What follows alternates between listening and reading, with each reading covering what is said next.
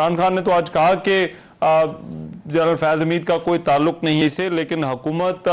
ایسا لگتا ہے کہ یہ جو سارا مدعا ہے جنرل فیض اور عمران خان اور 9 مئی کا معاملہ اس کے ساتھ جوڑنے کی کوشش کر رہی ہے، یا حکومت کو ایسا لگ رہا ہے۔ کیوں آپ سمجھتے ہیں کہ یہ جو سارا معاملہ ہے یہ عمران خان سے بھی جڑا ہوا ہے اور 9 مئی سے بھی جڑا ہوا ہے؟ جی، اس میں دو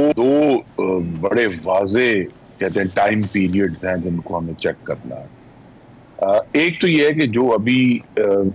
گرفتاری کے بعد جو چارج شیٹ یا کچھ انڈیکیشن دی گئی وہ تو 9 مئی کے حوالے سے ہے، اور جو سابق ڈی جی آئی ایس ہے ان کی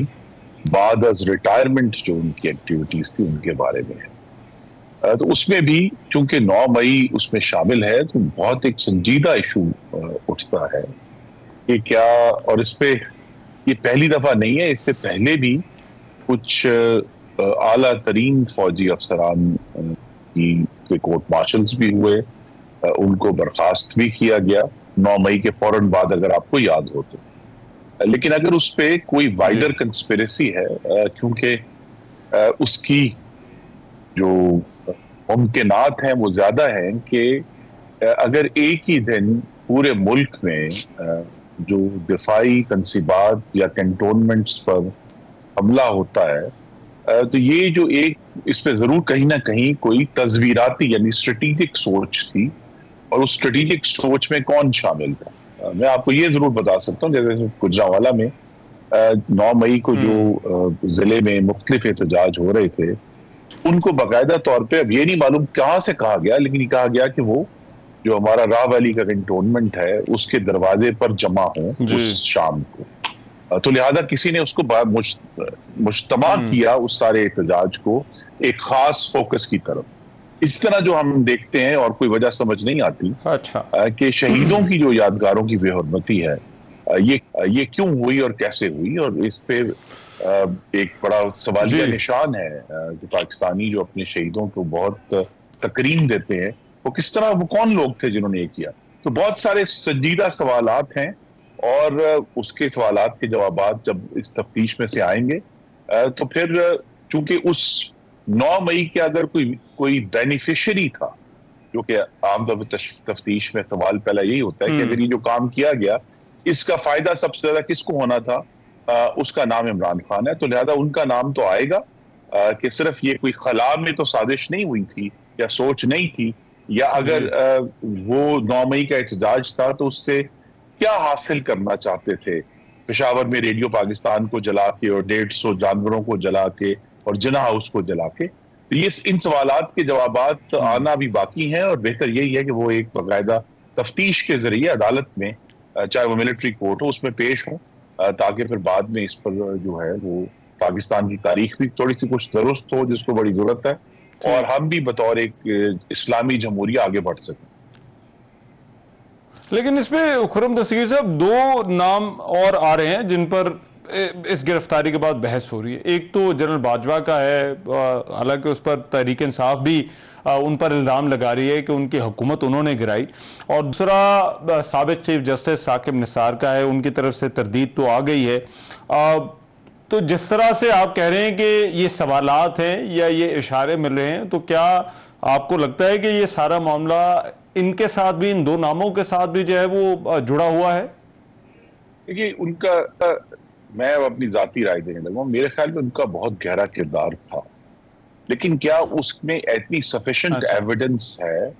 جس کی بنیاد پر ان کو پروسیکیوٹ کیا جا سکے، یا کون سی تعزیرات ہیں پاکستان کی جس کا ان کے اوپر اطلاق کیا جا سکتا ہے، وہ ایک سوال ہے۔ اس لیے میں نے غالباً آپ کے پروگرام میں پہلے بھی کہا ہے، میں اس کو دہرا دیتا ہوں کہ بہتر طریقہ یہی ہے کہ شہباز شریف صاحب، ان کی کابینہ پارلیمان کی طرف رجوع کریں، پارلیمان ایک ٹروتھ اینڈ ریکنسیلیشن کمیشن کے نام پر ایک ایسا ادارہ کریٹ کرے جو کہ پھر ہمیں اپنے ماضی کی جو مختلف سیاہکاریاں ہیں، کس نے بھی کی ہیں، جس ادارے نے بھی کی ہیں، ہم ان کا، جسے ہم کہہ سکتے ہیں کہ غور و فکر کے بعد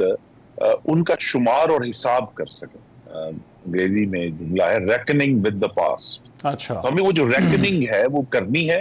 اور اس میں اگر وہ اس کو نان پروسیکیوشن یعنی استغاثہ کے بغیر بھی ریکننگ ہو سکتی ہے, اس کا سامنا کیا جا سکتا ہے. تو یہاں تو ایک جو افسر تھے ان کے اوپر تو ملٹری کورٹ میں ٹرائل ہوگا یا فیلڈ کورٹ مارشل ہوگا, لیکن اگر ہمیں اپنی ماضی سے درست سبق سیکھنے ہیں تو ایک بغیر کسی جو ہے وہ جیل اور ٹرائل کے بغیر بھی ایک طریقہ کار وضع کر کے یہ ساری جو سیاہکاریاں ہیں ان کے ذمہ داران کو خود دعوت کی جا سکے, ہم آپ کو امیونٹی دیتے ہیں, آپ آ کر بتائیں کہ آپ نے یہ کیا کیا, تاکہ ہم کم از کم جو پاکستان کی آج کی نوجوان نسل ہے جو کہ پاکستان کی تاریخ سے واقف نہیں ہے اور سمجھتے ہیں کہ غالباً چاہے 2014 کے دھرنے سے پاکستان کی پیدائش ہوئی تھی یا 2011 کے جلسے سے پیدائش ہوئی تھی, پاکستان کی تاریخ کے جو یہ سارے معاملات ہیں یہ بہت طویل ہیں, اور مثلا اگر عدلیہ کا معاملہ شروع ہوگا تو پھر ہمیں بہت سارے ایشوز اور بھی کھولنا پڑے گا, کیونکہ عدلیہ کی تاریخ تو 1953 تک جا رہی ہے, جب تک مولوی تمیز الدین کا پہلا کیس ہوا تھا. تو یہ سارے ایشوز ایسے ہیں جن کا بہترین طریقہ جو ہے میری نظر میں, اس پہ مختلف آراء ہو سکتی ہیں, وہ پارلیمان کے ذریعے اس ماضی سے جو ہے اس کا سامنا کیا جا سکتا ہے, اس کو کنفرنٹ کیا جا سکتا ہے, اور پھر اس کے ذریعے پھر ہم کسی نہ کسی کہتے ہیں کہ زخم پر مرہم لگا سکتے ہیں. ٹھیک ہے, جسٹ ٹو کلیریفائی, میں نے 2 ناموں کا ذکر کیا تھا, جنرل باجوہ کا اور ثاقب نثار کا. تو یہ جو آپ نے بات کی کردار کے حوالے سے, یہ کس کے حوالے سے تھی؟ کیا جنرل باجوہ کے حوالے سے تھی یا سابق چیف جسٹس ثاقب نثار کے حوالے سے کی؟ جی دونوں کے حوالے سے تھے جی. یہ تو ہمیں اور دونوں کا پاکستان کی تاریخ ہمیں یہ بتاتی ہے, ایک تلخ سبق ہے کہ بہت دیر تو دہائیوں تو ایک بڑا گٹس جوڑ رہا ہے نا جی, کہ اگر سن 2000 میں صرف اگر ہم لیٹسٹ جائیں تو کس طرح جو ہے وہ اس وقت کے جو عامر تھے ان کو نہ صرف پوری طرح قانونی کور دیا گیا بلکہ ان کو یہ بھی اجازت دی, یہی سپریم کورٹ تھا جس نے کہا کہ آپ آئین میں ترمیم بھی کر سکتے ہیں اور وہ ترمیم درست ہوگی. تو اس طرح کی ہمارے پاس بہت سارے واقعات ہیں. تو یہ صرف ایک اگر ہم کہیں کہ جی مقتدرہ کے پاس یہاں عدلیہ کو بھی اپنا جواب دینا. اچھا, اور آپ کو یہ معاملہ اگر عمران خان سے جڑا ہوا ہے, جنرل فیض کی گرفتاری والا, اور ان کا معاملہ اگر ملٹری کورٹ جا رہا ہے, تو عمران خان والا معاملہ بھی آپ کو ان کے ساتھ ملٹری کورٹ میں جاتا ہوا نظر آ رہا ہے یا جانا چاہیے؟ جی پہلی کوشش تو یہی کرنی چاہیے کہ پاکستان کی جو سول عدالتیں ہیں وہ اس سے ڈیل کریں, لیکن اگر جو کہ بہت ہی سنجیدہ اور حساس ایشو ہوگا جس کی طرف اب کچھ اشارے آ رہے ہیں کہ جو 9 مئی کا واقعہ تھا اس کے پیچھے کیا